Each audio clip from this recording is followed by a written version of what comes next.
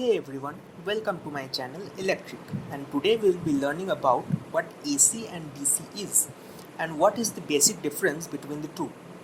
So from our previous topic we learned that there are two types of current, AC and DC, where AC is alternating current and DC is direct current.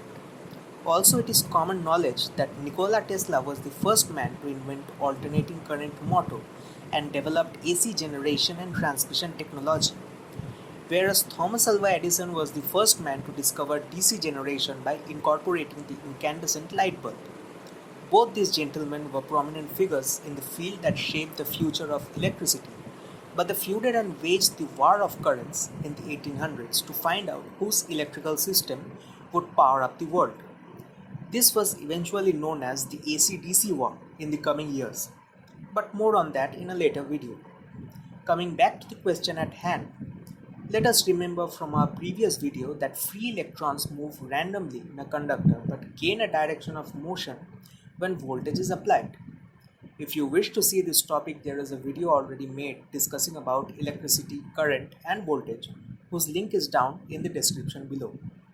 Now notice that in this diagram the voltage source is DC, but you may ask that how can a voltage source be AC or DC, since we learned that voltage and current are two different things. Here is when things get a little confusing.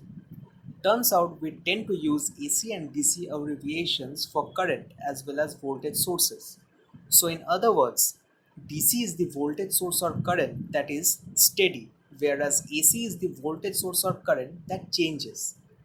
These are the symbols that represent AC and DC source respectively. Okay, let's take a closer look at these, starting with DC. Consider a battery which will be our voltage source in this electrical circuit.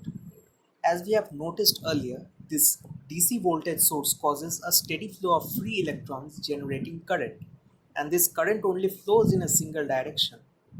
If we draw a voltage versus time graph depicting direct current, then at that time we see that voltage remains constant. But as is the case with batteries, they run out of energy, and so the voltage level would eventually drop, but the polarity remains constant, that is, the direction of current is unchanged. But if we turn the battery around in the electrical circuit, then the direction of current would also be in the opposite direction as polarity is reversed. This is the fundamental concept of DC. Now let's move on to AC, where we have this AC socket, and when we switch on the system, we can see a change in the electrical circuit from the one using a DC source. Here the direction of current is not unidirectional, but rather it is alternating in nature, meaning the load or a light bulb, for example, experiences voltage change and it keeps on blinking.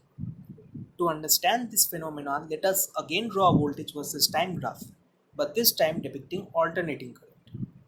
First, the voltage increases, making the light bulb to glow brighter. Once the voltage reaches its peak, current flow remains the same, but the voltage drops, making the light bulb to glow dimmer.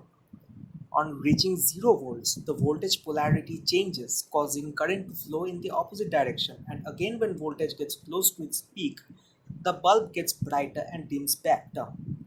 This entire process from start to finish is called a cycle, and the rate at which this cycle repeats is frequency.